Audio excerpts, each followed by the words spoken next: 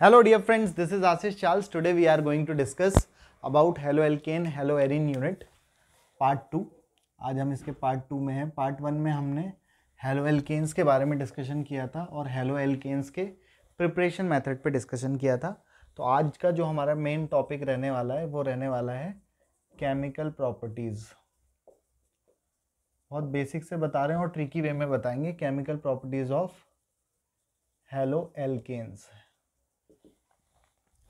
तो वैसे तो हमने प्रीवियस वीडियो में भी कुछ चीज़ें क्लियर करी थी, जल्दी जल्दी हम आपको शॉर्ट में वापस याद दिलाएं, आपको याददाश्त कि ये एल्केन का जनरल फॉर्मूला है। इसकी ज़िंदगी से एक H कम कर दो, नंबर ऑफ हाइड्रोजन एक माइनस कर दो, तो आपका फॉर्मूला बचेगा CnH2n+1 और एक वैलेंसी खुल जाएगी और इस ग्रुप को एल्काइल ग्रुप कहते हैं एंड R- से डिनोट किया जाता है। इस बेसिस पर एल्केन को RH से जनरली प्रेजेंट कर सकते हैं क्योंकि यहाँ से हम एक H निकाल रहे हैं और यहाँ अगर हम एक हेलोजन लगा दें तो दैट आर कॉल्ड हेलोएल्केन्स। अगर एल्केन्स पर हेलोजन जुड़ जाए दैट इज़ कॉल्ड हेलोएल्केन्स। तो हमने हेलोएल्केन्स के प्रिपरेशन मेथड पे बात किया था। आज हम केमिकल प्रॉपर्टी पढ़ रहे हैं हेलोएल्केन्स की। तो मैं एक बहुत डिटेल में समझाऊंगा, बाकी ट्रिकी वे में समझाएंगे जो ईजी वे में हमारा जल्दी से जल्दी यूनिट कंप्लीट हो पाए। तो इसमें हेलोएल्केन्स की केमिकल प्रॉपर्टी का मतलब क्या होता है, इस ऑर्गेनिक केमिस्ट्री में हमें मेनली दो ही बातों पर फोकस रखना होता है कि जिस चैप्टर को हम पढ़ रहे हैं वो, जैसे हेलोएल्केन्स पढ़ रहे हैं तो हेलोएल्केन्स की प्रिपरेशन मेथड क्या है, कैसे कैसे बना सकते हैं, और हेलोएल्केन्स की केमिकल प्रॉपर्टी पे डिस्कशन किया जाता है कि हेलोएल्केन किससे रिएक्ट करते हैं, क्या क्या बनाते हैं, वो सब उसकी केमिकल प्रॉपर्टी में केमिकल रिएक्शंस के थ्रू स्टडी किया जाता है। तो हेलोएल्केन्स की केमिकल प्रॉपर्टी में सबसे पहला, और इस पूरे चैप्टर की मुझे वेरी वेरी इंपॉर्टेंट रिएक्शन भी यही है, इसको हम डिटेल में एक अलग से वीडियो भी बनाएंगे इस वाली रिएक्शन पे, रिएक्शन विद NaOH या KOH। NaOH भी हो सकता है या KOH भी हो सकता है, लेकिन वो भी लेंगे एक्वस मीडियम वाला। तो जनरली आप समझो कि ये हेलोएल्केन है, RX से डिनोट कर रहे हैं, अभी बताया। R का मतलब CnH2n+1 CH3 C2H5 C3H7, 1 लगाओगे तो C1H3 CH3 C2H5 C3H7, कुछ भी हो सकता है। तो एल्काइल हैलाइड की रिएक्शन हम एक्वस KOH से करा रहे हैं। तो होता क्या है, यहाँ पे हेलोजन नेगेटिव में और कार्बन वाला पॉजिटिव, मेटल पॉजिटिव, पोटेशियम और OH पे नेगेटिव। तो किसी का ज़िंदगी से जाना और किसी का ज़िंदगी में आना इज कॉल्ड सब्स्टिट्यूशन। तो यहाँ पर एक सब्स्टिट्यूशन रिएक्शन होती है और बनता क्या है, एल्कोहल, और आपका K+ और X नेगेटिव, KX बाहर हो जाता है। ऑर्गेनिक केमिस्ट्री में, पूरी ऑर्गेनिक केमिस्ट्री में मेनली 4 टाइप की रिएक्शंस चलती हैं, substitution, addition, elimination and rearrangement reaction, जिसमें से जो ये आप पढ़ रहे हो वो है सब्स्टिट्यूशन रिएक्शन। और उसमें भी खास बात ये है कि यहाँ पे नेगेटिव ज़िंदगी से जा रहा है और नेगेटिव वाला ज़िंदगी में आ रहा है, और नेगेटिव वालों को न्यूक्लियोफाइल कहते हैं, that is called nucleophilic substitution reaction. इसमें इम्पॉर्टेंट इसीलिए है कि ये SN1 एंड SN2 रिएक्शन होती हैं, और इस रिएक्शन को मैं डिटेल में अलग से वीडियो बना करके लिंक डिस्क्रिप्शन में डालेंगे। तो R का मतलब अभी बताया क्या है, फिर से यहाँ पे डिस्कस कर रहे हैं, इस बात को कभी नहीं भूलना, इसलिए मैं बार बार रिपीट कर रहा हूँ।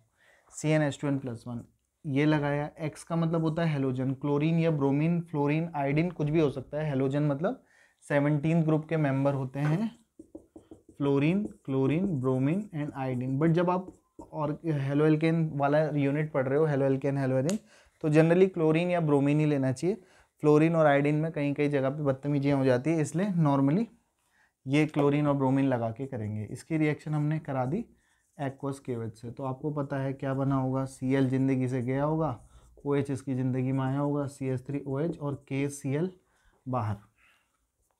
प्रीफिक्स है क्लोरो, इसका नाम पहले prefix 1 chloro, word root meth, एक कार्बन के लिए मैथ कहते हैं, सिंगल बॉन्ड से जुड़े हैं एन, 1 क्लोरो मीथेन या एल्काइल हैलाइड कहते हैं इसको, मिथाइल क्लोराइड। तो IUPAC नेम जरूर लिखने होते हैं।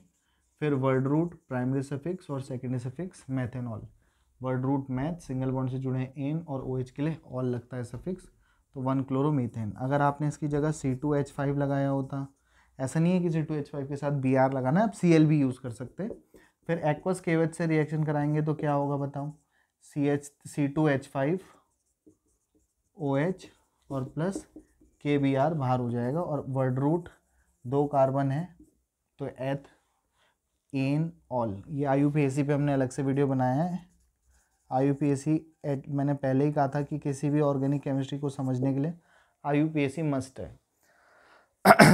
आपको अगर IUPAC नॉमेनक्लेचर आते हैं ऑर्गेनिक केमिस्ट्री में तो भले से आपके क्वेश्चंस कुछ गलत हो जाए, वैसे तो होगा नहीं, बट आपको पता चल जाएगा कि आपने क्या गलती करी है क्या नहीं करी है। लेकिन अगर आपके पास आपके आंसर भले से रट वट के कैसी भी तरीके से नकल उकल मार के आप पास हो जाए, बट आपको IUPAC नहीं आती तो ऑर्गेनिक केमिस्ट्री आपको समझ में कभी नहीं आएगी। इसलिए मैं बार बार कहता हूँ कि IUPAC की 3 पार्ट वाली वीडियो जा करके ज़रूर देखें। CH3 CH2 CH2 और Cl, इसकी रिएक्शन एक्वस KOH से करा देंगे तो अब तो समझ में आ ही गया होगा। हेलोजन हट जा रहा है, OH आ जा रहा है, और इस टाइप का 3 कार्बन के लिए प्रोप एन ऑल प्रोपेनॉल, ये 1 क्लोरोप्रोपेन। तो मैं इसी को डिटेल में बताया हूँ। मैं आपसे कह रहा हूँ कि आज के बाद जहाँ भी R आएगा वहाँ पे R की जगह CH3 C2H5 C3H7 C4H9 और हेलोजन की जगह फ्लोरीन मतलब क्लोरीन और ब्रोमीन लगा के और भी बहुत टाइप की रिएक्शन कर सकते हैं। तो हमने कितनी रिएक्शन पढ़ी? मेनली एक पढ़ी। एक ही रिएक्शन में हमने कितनी पढ़ ली? एग्जाम्पल के साथ 3 रिएक्शंस पढ़ ली, लेकिन हमने एक्चुअली में 3 नहीं पढ़ा तो एक ही है, उसी से सब कुछ बन रहा है। तो हम कभी भी रिएक्शन को इस तरीके से याद नहीं करेंगे। बच्चों को सबसे बड़ा कन्फ्यूजन यही रहता है कि सर इतनी सारी रिएक्शन हो गई, इतनी नहीं हुई, एक ही तो है। इसलिए हमेशा जनरल फॉर्मेट्स पर फोकस रखना है। तो पॉज करके स्क्रीनशॉट लो, फिर मैं आपको सारी केमिकल प्रॉपर्टी शॉर्ट में बताते हैं। आओ सीखें।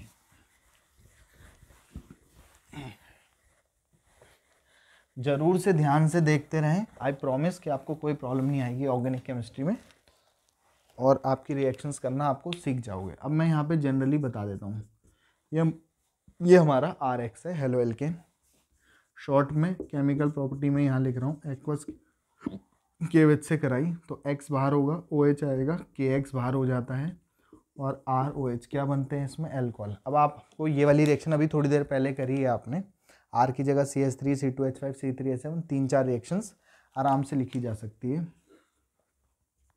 एक होता है एल्कोहलिक KOH से रिएक्शन कराते हैं तो आपके एल्कोहल वाले जो हैं वो हेलो एल्केन जो है वो एल्कीन फॉर्मेशन करते हैं। इसको हम जनरली जैसे इससे नहीं समझ सकते, जैसे इस वाली रिएक्शन को मैं एग्जांपल से समझाता हूँ, आओ सीखें। जैसे ये है आपका CH3 CH2 और Cl। इसकी रिएक्शन जब एल्कोहलिक मीडियम में कराते हैं, एक्वस मीडियम में करवाते हैं तो एल्कोहल बनते हैं, लेकिन एल्कोहलिक मीडियम में ही कराते हैं या कुछ बुक में कंसंट्रेटेड KOH करके लिखा रहे तो यहाँ होती है एलिमिनेशन रिएक्शन। यहाँ से Cl और K Cl बाहर, और इस मॉलिक्यूल से यहाँ से Cl और उसके पड़ोस वाले से H, और यहाँ से OH, KCl और H2O बाहर। तो यहाँ से H जाने से एक वैलेंसी खुल जाएगी CH2, और Cl जाने से इसकी एक वैलेंसी खुल जाएगी, तो CH2 रह गया, यहाँ पे भी CH2, इन दोनों की एक एक वैलेंसी खुल गई। कार्बन की 4 वैलेंसी होती है तो एक डबल बॉन्ड से कंप्लीट हो जाएगी, और क्या बन गया? ये एल्कीन। तो मैं यही कह रहा हूँ कि हेलो एल्केन की रिएक्शन कभी एल्कोहलिक KOH से कराई जाती है तो यहाँ पर एल्कीन बनता है। एक एग्जाम्पल और समझ रहे हैं इसको समझाने के लिए, बाकी हमारे लिए और आसान हो जाएंगी रिएक्शन। जैसे ये है, समझ में आ रहा होगा, ये सेकेंड 2 डिग्री हेलोजन से जुड़ा कार्बन 2 कार्बन से कनेक्टेड है, 2 डिग्री हेलो एल्केन है ये, और 2 ब्रोमो ब्यूटेन इसका IUPAC नेम हो गया। प्रीफिक्स का नाम सबसे पहले 1 2 3 4, 2 ब्रोमो ब्यूटेन। इसकी रिएक्शन एल्कोहलिक KOH से कराते हैं तो क्या होता है? यहाँ से K, यहाँ से Br, KBr बाहर, और जहाँ से Br निकल रहा है उसके पड़ोस वाले नेबरहुड कार्बन से H निकलता है। तो पड़ोसी तो ये भी है, 3rd पोजीशन वाला, पड़ोसी तो 1 पोजीशन वाला भी है। तो ऐसी कंडीशन में वहाँ से हाइड्रोजन एलिमिनेट करते हैं जहाँ पहले से ही हाइड्रोजन कम होते हैं। जैसे यहाँ 2 हाइड्रोजन है और यहाँ 3 है, तो यहाँ से निकालेंगे, और H और यहाँ से OH, क्या बाहर हो गया? H2O, और क्या फॉर्म होगा आपका बताओ? CH3 CH CH CH3, और इन दोनों की एक एक वैलेंसी खुली, डबल बॉन्ड से कंप्लीट कर लेंगे तो ये आपका बन जाएगा ब्यूट-टूइन। और एलिमिनेशन रिएक्शन में हाइड्रोजन को वहाँ से कम करते हैं जहाँ पहले से ही कम होते हैं। अगर मैं यहाँ से H निकालता तो ब्यूट-1इन बनता, लेकिन यहाँ से निकाल रहे हैं तो ब्यूट-2इन बन रहा है। और ये रूल जो है वो कहलाता है सेट जेव रूल कहते हैं। कुछ बुक्स में डबल F लिखा रहता है, वो भी ठीक है। सेट जेव या सेट जेफ रूल के अकॉर्डिंग सेडजेव रूल एलिमिनेशन में लगता है, एडिशन रिएक्शंस में मार्कोवनिकॉव और एंटी मार्कोवनिकॉव लगता है। तो इसमें कंफ्यूजन नहीं होना है, एलिमिनेशन में सेडजेव लगाना है। जहाँ से हैलोजन निकाल रहे हैं पड़ोस वाले से H निकाल रहे हैं, वहाँ से निकालेंगे जहाँ पहले से ही कम होंगे। तो इसलिए पड़ोसी ये भी था ये भी था, यहाँ से निकालने की वजह ये है कि नंबर ऑफ हाइड्रोजन लेस थे। H गया Br गया, दोनों की एक एक वैलेंसी खुल गई, डबल बॉन्ड से कंप्लीट करके ब्यूट-2इन बन गया। अब नेक्स्ट रिएक्शन विद, इसके बाद में यहाँ पे थोड़ा सा समझा दूँ, बाकी वहीं पे डिटेल करेंगे। रिएक्शन विद एम्बीडेंटेड न्यूक्लियोफाइल, किससे कराना है? एम्बीडेंटेड न्यूक्लियोफाइल। वैसे तो कोऑर्डिनेशन में भी हमने एम्बीडेंटेड वर्ड सुना है, जैसे CN है, इसमें C के पास भी डोनर साइट है, N के पास भी है, लेकिन कभी किसी एल्काइल ग्रुप से C भी जुड़ सकता है, कभी N भी जुड़ सकता है। इसको साइनाइड, इसको आइसोसाइनाइड करके कहते हैं। तो दो दो प्रोडक्ट बन सकते हैं, लिंक होने का तरीका अलग हो रहा है। ऐसे लिगेंड को कहते हैं एम्बीडेंटेड लिगेंड। एम्फीबियंस वर्ड से बना है, जो पानी और लैंड दोनों में रहते हैं उन्हें एम्फीबियंस कहते हैं। लेकिन जब वो पानी में रहेगा तो चलते हुए नहीं जाएगा, और जब लैंड में रहेगा तो तैरते हुए नहीं जाएगा। तो जहाँ पर जैसा रहते हैं उसी की तरह बिहेव दिखाते हैं। तो C देगा तो N डोनेट नहीं करेगा, N कनेक्ट होगा तो C नहीं कनेक्ट होगा। और एक एग्जांपल और समझे तो NO2 और ONO, अगर N भी जुड़ सकता है और O भी अपने लोन पे डोनेट कर सकता है, या मतलब O कनेक्ट हो सकता है। तो उसी से रिलेटेड रिएक्शंस हैं, बहुत इंपॉर्टेंट पूछी जाती है पेपर में। ये KCN से जब आप रिएक्शन कराते हो तो यहाँ से होता क्या है, X निगेटिव और CN निगेटिव आएगा। ये भी न्यूक्लियोफिलिक सब्स्टिट्यूशन जैसा ही है, लेकिन अब अटैक करने कौन आ रहा है? CN। तो क्या बनेगा आपका? CN। और CN का मतलब साइनाइड बनेंगे, एल्काइल साइनाइड बोलो, या नाइट्राइल। IUPAC लिखते समय सफिक्स में नाइट्राइल लगता है, मतलब अगर R की जगह मैंने CH3 लिया होता तो CH3CN बनता, नाम आता एथेन, और CN के लिए लगता है नाइट्राइल, तो एथेन नाइट्राइल बन जाते हैं। बट KCN से कराने पर साइनाइड या नाइट्राइल बनते हैं।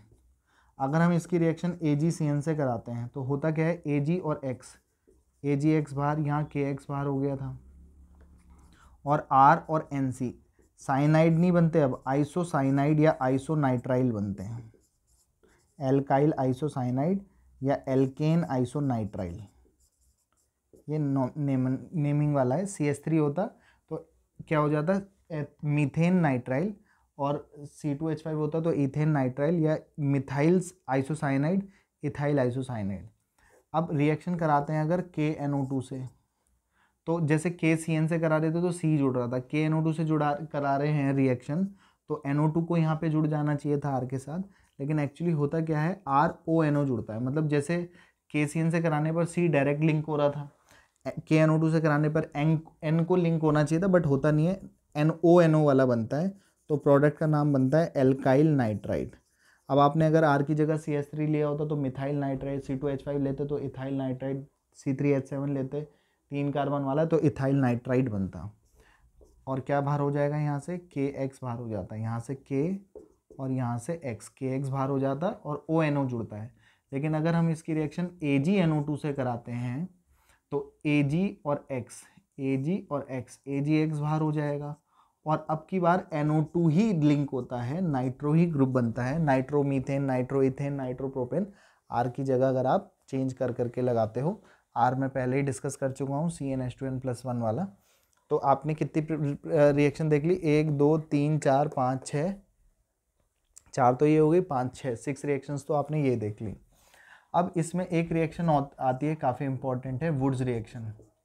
आप सोडियम मेटल से करा दो। मैं इसको थोड़ा सा वुड्स को थोड़ा सा यहाँ पे क्लियर कर लेता हूँ, फिर आगे बढ़ जाएंगे। वुड्स रिएक्शन में क्या होता है, एल्काइल हैलाइड के 2 मॉलिक्यूल की रिएक्शन करानी होती है ड्राई ईथर की प्रेजेंस में 2 सोडियम एटम से। एल्काइल हैलाइड या हेलो एल्केन्स जब भी मेटल से रिएक्शन करता है जनरली सभी रिएक्शंस में ड्राई ईथर की प्रेजेंस में होता है। तो NaX हेलोजन हो सकता है, NaCl या 2NaX जनरली बाहर, और क्या बन जाएगा आपका RR। तो क्या बनता हुआ दिखाई दे रहा है आपको, एल्केन बनते हुए दिखाई दे रहे हैं। RR भी एल्केन होते हैं, जैसे RCH3 होता और ये भी CH3 होता तो CH3 ईथेन हो जाता, ये C2H5 होता, ये C2H5 होता तो ब्यूटेन बन जाता, 2 कार्बन और 2 कार्बन 4 कार्बन वाला सिंगल बॉन्ड वाला ब्यूटेन हो जाता है। ये C3H7 ये C3H7 हेक्सेन बन जाता है। एक बात का ध्यान रखोगे, ये दोनों R सेम होने चाहिए, मतलब R और R डैश अलग अलग नहीं होने चाहिए। कहने का मतलब ये है कि अगर ये CH3 ले रहे हो तो आप ये C2H5 नहीं ले सकते, CH3 वाला ही लेना है। तो ये समझ में आ गया होगा कि मेरे को 2 लेने पड़ेंगे और Na से कराने पर ड्राईथर की प्रेजेंस में एल्केन बन जाते हैं। सेम इसी टाइप की 2 रिएक्शन और है कि अगर हम एल्काइल हैलाइड की रिएक्शन एक एल्काइल हैलाइड ले लें, इसी रिएक्शन में वुड्स रिएक्शन में ही ड्राईथर की प्रेजेंस में एक तो एल्काइल हैलाइड लिया और इसे हेलोएरिन, वैसे तो ये हेलो एल्केन की केमिकल प्रॉपर्टी का है, बट 3 रिएक्शन ये वुड्स वाली एक जैसी है, इसलिए मैं यहाँ पे करा रहा हूँ। तो यहाँ से 2NaX बाहर और बेंजीन रिंग पर एल्काइल ग्रुप जुड़ जाएगा, तो आपको कुछ ऐसा दिखाई देगा। एल्काइल बेंजीन, अगर मिथाइल होता तो मिथाइल बेंजीन जिसे टॉल्विन भी कहते, C2H5 होता तो इथाइल बेंजीन, C3H7 होता तो प्रोपाइल बेंजीन का फॉर्मेशन हो जाता। जनरली क्या बन रहे हैं ये एल्काइल हैलाइड। तो ये वुड्स फिटिग रिएक्शन कहलाती है, इसका नाम है वुड्स रिएक्शन, इसका नाम है वुड्स फिटिग रिएक्शन, फिटिग। और तीसरी रिएक्शन में अगर मैं एरिल हैलाइड ले लूँ और एरिल हैलाइड दोनों के दोनों मॉलिक्यूल एरिल हैलाइड ले लूँ, एरिल मतलब फिनाइल हैलाइड या बेंजीन वाले हैलाइड ले लें ड्राई ईथर की प्रेजेंस में, तो यहाँ से भी 2NaX बाहर होता है और 2 फिनाइल रिंग जुड़ जाएगी जिसका प्रोडक्ट का नाम है बाईफिनाइल। तो इस रिएक्शन में बाईफिनाइल बनते हैं। तो मैं बस आपको ये कहना चाह रहा हूँ कि Na वाली रिएक्शन में ही कितनी रिएक्शंस हो जाएंगी आपके लिए, 3। बस एक बार एल्काइल हैलाइड के 2 मॉलिक्यूल लेने पड़ेंगे, 2 लेने पड़ेंगे, तो ये बनेगा। एक एल्काइल एक एरिल हैलाइड लेते हो तो वुड्स फिटिग, और इस तीसरी रिएक्शन का नाम है फिटिग रिएक्शन। तो वहाँ मैंने थोड़ा सा डिटेल समझाने की कोशिश करी है, बाकी आगे बढ़ते हैं। सेम टू सेम रिएक्शन इसी टाइप की एक और है फ्रैंकलैंड्स रिएक्शन। फ्रैंकलैंड रिएक्शन में जिंक लेते हैं, बस सोडियम की जगह क्या लेते हैं, जिंक लेते हैं। मैं इसको थोड़ा सा यहाँ पे डिस्कस कर लेता हूँ कि एल्काइल हैलाइड के 2 मॉलिक्यूल की रिएक्शन ड्राई ईथर की प्रेजेंस में जिंक मेटल से करवा रहे हैं। किससे करवा रहे हैं, जिंक। और जैसे सोडियम की एक वैलेंसी होती है, एक Na एक एक्स से, दूसरा Na दूसरे एक्स से जुड़ रहा था। जिंक पूरी ऑर्गेनिक केमिस्ट्री में 2 टाइप की रिएक्शन देता है, एक तो ऑक्सीजन से बहुत मोहब्बत करता है, ZNO बाहर करता है, और जहाँ इसे 2 हेलोजन दिख जाएंगे उसे उन्हें लेके भाग जाता है ZnH2 बाहर। तो जिंक की 2 वैलेंसी होती है, Zn के लिए 2 मोल्स लेने की जरूरत नहीं है, ZnH2 बाहर निकाल देगा और फिर से एल्केन बना देगा वुड्स की तरह। तो इस वुड्स को याद रखने के लिए वोना से याद रखते हैं, वोना मतलब वोना में वुड्स में सोडियम मेटल लेते हैं। और फ्रैंकलैंड्स को याद रखने के लिए फ्रैंकलैंड्स, वैसे तो एपिस्ट्रॉफी एस लिखते हैं, मैं जानबूझ की जेड लिखाता हूँ ताकि याद रहे जिंक लेना है। तो फ्रैंकलैंड्स रिएक्शन में जिंक मेटल यूज़ करते हैं। तो अगर जिंक से कराते हैं तो फिर से क्या बनेगा आपका, एल्केन्स बन जाएगा। और बाकी आपको पता है आर की जगह CH3 C2H5 C3H7 लगाते रहो, 3 4 रिएक्शंस अपने आप बनती रहेंगी। फिर एक और है कि एल्काइल हैलाइड की रिएक्शन हम यहाँ पे कॉपर से करा दें, मतलब अगर जिंक मेटल की जगह मैं कॉपर ले लूँ तो इस रिएक्शन को कहते हैं उल्मान रिएक्शन। Cu के U से याद रखना है कि उल्मान वाला होता है। तो यहाँ कॉपर मेटल लोगे तो कुछ नहीं होगा, CuH2 बाहर हो जाता, ZnH2 नहीं होकर के CuH2 बाहर हो जाता, और बनता क्या, R और R एल्केन बन जाते हैं। तो ये दोनों एक टाइप की हो गई, ये चारों एम्बिडेंटेड न्यूक्लियोफाइल हो गई। और ये वुड्स फिटिग फ्रैंकलैंड्स उल्मान रिएक्शन, ZnH2 बाहर निकलेगा, CuH2 बाहर निकलेगा, 2NaX बाहर निकलेगा, RR एल्केन बन रहे हैं। एक काफ़ी इंपॉर्टेंट रिएक्शन है, ईथर वाले चैप्टर में भी काम आएगी नेक्स्ट वाली यूनिट में। और एल्काइल हैलाइड की रिएक्शन सोडियम एल्कोक्साइड से करा दो, और यहाँ से Na metal plus O negative, NaX बाहर हो जाएगा, Na प्लस X नेगेटिव, और ROR बनते हैं ईथर। और ईथर में R सेम भी हो सकते हैं दोनों के दोनों, और डिफरेंट भी हो सकते हैं, सिमेट्रिकल अनसिमेट्रिकल। इस रिएक्शन को भी मैं थोड़ा सा डिस्कस कर लेता हूँ, और जनरल वे में मैंने आपको कोशिश करी है कि ताकि देखो एक पन्ने पे एक पेज पे सारी रिएक्शंस आ जाती हैं, हमें नोट्स में इतनी सारी रिएक्शंस लगती है, इसलिए टेंशन लगती है ऑर्गेनिक में। तो इस रिएक्शन का नाम है विलियमसन्स रिएक्शन। नेम्ड रिएक्शन जितनी है पेपर के रिस्पेक्टिव से सब इंपॉर्टेंट है। तो विलियम का सन लक्स से नहाया, लक्स मतलब RX, और रोने लगा। विलियम लक्स लिख पा रहे हो, रोना लिख पा रहे हो, विलियम सन्स याद रख पा रहे हो। तो ड्राई ईथर की प्रेजेंस में मेटल वालों से रिएक्शन होती है, जहाँ भी मेटल आ रहे हैं। तो यहाँ से Na और यहाँ से X क्या बाहर हो गया आपका, NaX, और ROR ईथर बनते हैं। याद रखने के लिए विलियम सन्स को क्या कह रहे हैं हम ट्रिक से, विलियम का सन लक्स से नहाया, लक्स मतलब RX लिख देंगे, और रोने लगा, नहाया और रोने लगा। लक्स मतलब RX, नहाया, रोना तो साफ साफ दिख ही रहा है RONA। तो जब RX और RONA लिख दोगे तो हमें पता ही है मेटल प्लस ये नेगेटिव ये प्लस और माइनस अपोजिट साइन एक दूसरे से मोहब्बत करते हैं, मोहब्बत करके जोड़ो और ईथर बना दो, ROR ईथर होते हैं, O फंक्शनल ग्रुप। और R की जगह CH3 C2H5 C2H5 CH3 C2H5 अलग अलग भी ले सकते हैं। तो symmetrical unsymmetrical all type of alcohol can be prepared, ethers can be prepared by this reaction. कितनी रिएक्शंस हो गई देखा जाए तो 1 2 3 4 5 6 7 8 9 10 11 और एक हो गई आपकी 12 रिएक्शंस। तो 12 केमिकल प्रॉपर्टीज़ पे हम डिस्कस कर चुके हैं और 12 में से अगर मैंने R को 3 बार भी चेंज किया, 3 बार समझ रहे हैं, मतलब R की जगह CH3 C2H5 C3H7 भी लगाया तो 12 3 36 रिएक्शंस के बारे में आप लगभग डिस्कस कर चुके हैं। तो ऐसे ही शॉर्ट समरी में याद रखनी होती है रिएक्शंस। तो होप ये 12 रिएक्शंस के बारे में आपको समझ में आया होगा। और अगर मैंने R को 3 बार बदला तो 12 3 36 रिएक्शंस के अबाउट हम बात कर चुके हैं, जिसमें एक्वस KOH वाले में SN1 एंड SN2 चलता है। ये एक बहुत इंपॉर्टेंट रिएक्शन है, वैसे तो लगभग सभी इंपॉर्टेंट है, मेरी नज़रों में इसमें विलियमसन्स रिएक्शन काफ़ी इंपॉर्टेंट रिएक्शन है और ये आपका SN1 SN2 वाली मोस्ट इंपॉर्टेंट रिएक्शन है इस चैप्टर की। और यहाँ पे एक ये जो एलिमिनेशन रिएक्शन पे डिस्कशन किया गया है वो सारी बातें, बाकी होप आपको समझ में आया होगा शॉर्ट ट्रिक में। तो आप इसमें R की जगह चेंज करते रहो। R क्या है फिर से लास्ट बार फिर बता रहा हूँ, R का मतलब एल्काइल ग्रुप होता है और R का मतलब CnH2n+1 जनरल फॉर्मूला होता है। 1 लगाओ तो CH3 C2H5 C3H7 C4H9 सब अलग अलग टाइप से हो सकता है। तो होप आपको ये हेलो एल्केन्स का जो प्रिपरेशन मेथड फर्स्ट पार्ट था, और ये वाला पार्ट 1 नहीं है एक्चुअली, ये पार्ट 2 है। सेकंड पार्ट में जो डिस्कशन किया है होप डिस्कस समझ में आया होगा। कोई प्रॉब्लम होती है तो आप कभी भी पूछ सकते हो, ये मेरा व्हाट्सएप नंबर भी है, आप कांटेक्ट कर सकते हो और कोई भी क्वेश्चन पूछ सकते हैं। बाकी फ़िलहाल जी लो अपनी ज़िंदगी, नेक्स्ट वीडियो में पियेंगे आप लोगों का खून। Have a good day, good bye, good night, शुभ रात्रि, शब बखैर, टाटा, सी यू।